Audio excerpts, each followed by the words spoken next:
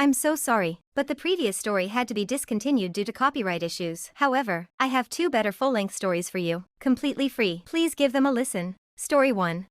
The principal came on the intercom and said, "Anyone who plays Fortnite, report to the gym immediately." I was half asleep in math class when the intercom came on. "Attention students, anyone who plays Fortnite needs to report to the gymnasium right now. This is not a request." The room went quiet, then a few kids laughed. Our teacher looked just as lost as we were. "I play Fortnite, have for years. So does my boy Ken. We run duos almost every night." I looked over at him. "You think this is real?" he whispered. "Guess we're about to find out." We joined the flood of kids heading to the gym. Hallways were packed, same questions bouncing off the walls. "What's going on? Is this a prank? Why would they care about Fortnite?" We walked into the gym and I stopped dead. There had to be 200 kids in there, but that's not what made me freeze. It was who was standing at the front, the principal, arms crossed, a police officer next to him with a clipboard, and a woman I didn't recognize. Her eyes were swollen, red, like she'd been crying all morning. The principal didn't wait for everyone to settle. "Sit down, now." I sat next to Ken on the bleachers. He nudged me. "Dude, why is there a cop here?" I didn't have an answer, but I had a feeling we were about to find out. The principal didn't waste a second. "We're asking questions. You're answering honestly." Silence. "Who plays on PC?" Hands went up. Everyone else dismissed. Console and mobile players filtered out. Half the gym gone. "Who uses voice chat?" More kids left, down to maybe 80. "Who has added students from this school to their friends list?" 50 left. My hand stayed up. So did Ken's. Then the woman stepped forward, her voice barely holding together. "Who here plays on creative servers?" She listed a few popular ones. Servers Ken and I hit up every week. 30 hands stayed up. Everyone else was sent back to class. The officer stepped forward. "Who was online on those servers between 8 p.m. and midnight last month?" That was prime gaming time for me and Ken. My hand stayed up. So did his. So did about 12 other kids. Everyone else left. 14 of us now, sitting in a gym that suddenly felt like an interrogation room. The woman was crying softly. The officer continued. "Final question. Think carefully." He looked at each of us. "Who here has a secondary account? An alt?" I dropped my hand immediately. I only ever had one account. Most kids did the same, but 3 hands stayed up. Ken's was one of them. The officer pointed at them. "You 3, come with me." Ken stood up. He still wouldn't look at me. They walked him and the other 2 out. 20 minutes later, one kid came back, confused but relieved. Then the second one. Ken never came back. 30 more minutes of nothing, going crazy. Then the principal came back. "You can all return to class, except you." He was looking right at me. "Follow me." I walked behind him through the quiet hallway. He stopped at his office and opened the door. The officer was standing by the window, the woman sitting in a chair crying, and Ken, hands cuffed behind his back, head hanging down. I stopped breathing. "Sit down," the principal said. I sat across from Ken, couldn't stop looking at the cuffs. The officer spoke first. "You know this student?" "Yeah, he's my best friend. We play together almost every night." "Did you know about his second account?" "No, I only knew his main." The woman looked at me. Her face was destroyed. "That account. He used it to hunt my daughter." The officer took over. "For 4 months, someone has been stalking a female student at this school." My stomach dropped. "He found her through Fortnite, identified who she was, then started messaging her through PlayStation. Her PSN was linked to her Epic account, so he found it easily. The messages were detailed. He described her house, the color of her curtains, what time she turned her bedroom light off. He sent voice recordings saying her name, telling her he was outside." The woman let out a sob. "My baby couldn't sleep, couldn't eat. She begged me not to make her go to school. She thought he was going to kill her." The officer continued. "We subpoenaed Sony for the IP logs. They matched his home address. Voice recordings matched too." I stared at Ken, the quiet kid who never caused problems, who I would have vouched for without hesitation. "Ken," my voice broke. "Did you do this?" "Nothing." He didn't move, didn't speak. The officer grabbed his arm. "Time to go." They walked him toward the door. Right before they left, he turned and looked at me. His eyes were completely empty, like looking into nothing. Then the door shut and he was gone. The principal told me I could go. I didn't move. I played with him almost every night. How did I not know? The principal leaned back. "That's how people like him operate. They hide in plain sight." I walked back to class on autopilot, sat down at my desk, looked at Ken's empty chair. His backpack was sitting there, like he'd be back any minute. He wasn't coming back. That night I couldn't stop thinking about it. All those late nights gaming together, all those voice chats where he barely talked. I used to joke that he was the quietest dude I knew. Now I wondered what he was really doing during those silences. If he was messaging her while we played, describing her house while I sat there talking about the game like an idiot. My best friend had a whole other life I knew nothing about, and some girl paid the price for it.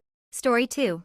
Why is the McDonald's ice cream machine always broken? My first week at McDonald's, I kept having to tell customers our ice cream machine was broken, so I did what nobody else would. Their faces would drop every single time, especially the kids who just wanted a cone or McFlurry after their Happy Meal. It had been broken for 2 months, according to my co-workers, who just shrugged and said, "That's how it always was." I used to fix equipment at my uncle's restaurant all the time, fryers and drink machines and even some refrigeration units. So when it was slow on a Tuesday afternoon, I decided to take a look at the ice cream machine. The manager, Karen, was off that day, and the shift supervisor told me to go for it if I thought I could help. The machine wasn't that complicated once I got the panels off. The main issue was a clogged valve and some sensors that needed cleaning. Years of dried milk product had gunked up the works. I spent 3 hours taking it apart piece by piece and cleaning everything with the approved sanitizer. My coworkers started gathering around as I worked. Kaylee, who had been there 5 years, said she'd never seen anyone even try to fix it. Jason started taking bets on whether I'd get it working. Even some customers at the counter were watching and cheering me on like I was performing surgery. When I finally got everything back together and hit the power button, the machine hummed to life. The display showed all green lights for the first time in months. I ran a test batch, and out came perfect soft serve vanilla ice cream. The whole crew erupted in cheers and applause. Word spread fast through the restaurant. Customers who had been turned away earlier came back for ice cream. We sold more cones and McFlurries in 2 hours than the store usually sold in a week. Everyone was so happy. Kids were getting their desserts and employees didn't have to deal with disappointed customers anymore. I felt like a hero, honestly. My coworkers kept patting me on the back and saying I should get a raise. One older lady bought an extra cone just to thank me for fixing it. The shift supervisor even let me take an extra break as a reward. I went home that night feeling proud of taking initiative and solving a problem that had been plaguing the store. The next morning, I walked in to find Karen waiting for me in the office. She had this look on her face like I'd burned burned down the building. Before I could even clock in, she handed me a termination notice dated 2 weeks out. I stood there confused, trying to understand what I was reading. "You tampered with the ice cream machine," she said in this cold voice. I tried explaining that I fixed it and customers were happy and we were selling ice cream again. She cut me off and pulled out this thick manual. Turns out McDonald's doesn't actually own those Taylor ice cream machines. They lease them from the manufacturer with a strict contract that says only certified Taylor technicians can do any repairs or maintenance. By fixing it myself, I had violated the lease agreement and potentially voided the warranty. Corporate could fine the franchise owner thousands of dollars. There were insurance liability issues if someone got sick from ice cream made by a machine repaired by a non-certified person. It didn't matter that I'd done everything correctly, and the machine was working perfectly. My coworkers tried to defend me. Kaylee told Karen I was just trying to help. Jason explained how much money we'd made in ice cream sales. Even some regular customers asked why the kid who fixed the machine was getting fired. Karen wouldn't budge. Rules were rules, and I'd broken a big one. She made me work those final 2 weeks, which was awkward for everyone. The ice cream machine kept working perfectly the whole time, which somehow made it worse. Every cone we sold reminded everyone that I was getting fired for doing something helpful. On my last day, the crew pooled together and bought me a card and a gift certificate to Burger King as a joke. Except it wasn't really a joke because I actually did apply at the Burger King down the street. During my interview, I told the manager why I'd been let go from McDonald's. He laughed so hard he almost fell out of his chair. Time to stop working for a clown and start working for a king.